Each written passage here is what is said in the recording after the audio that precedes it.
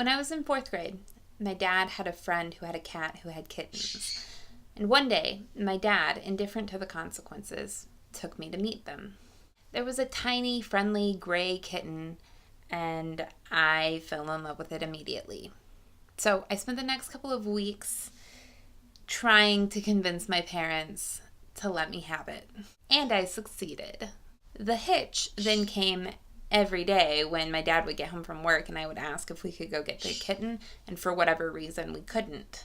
Then, while I still hadn't gotten my kitten, we went to visit my grandmother.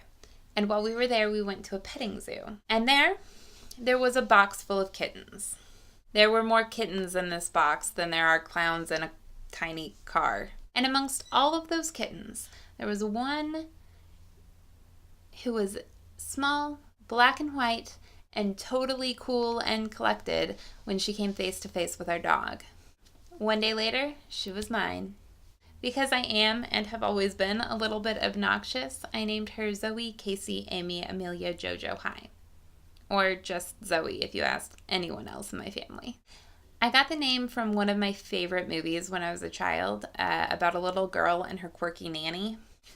Years later, I would find out that the movie was actually called Zelly and Me, but Zelly, Casey, Amy, Amelia, Jojo, Hi doesn't have the same ring, and Zoey suited her much better anyway. Zoey was originally a farm cat, so even though she was supposed to be an indoor/house cat, she was very good at sneaking out, snacking on small woodland creatures, and then dustying up her face and returning to us. She was elegant and graceful, dignified, and super adorable. And given how obnoxious I've admitted to being, she was really, really patient. Over the past few days, her health has been deteriorating pretty rapidly.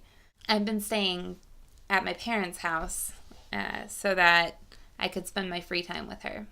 Monday was her last okay day. She could still walk a little bit, and I took her out onto the deck so we could sit in the sunlight together. On Tuesday, she could no longer stand, and I spent the majority of the day sitting on the kitchen floor with her. I know this is kind of a sad video, but the whole point of this semi-daily vlog thing was to document my life in 2016. So last night, at 15 years of age, my cat passed away.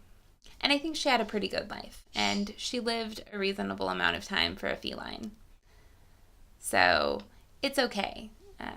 I'm just going to miss her, is all. See you tomorrow, and I'll try to make you laugh then.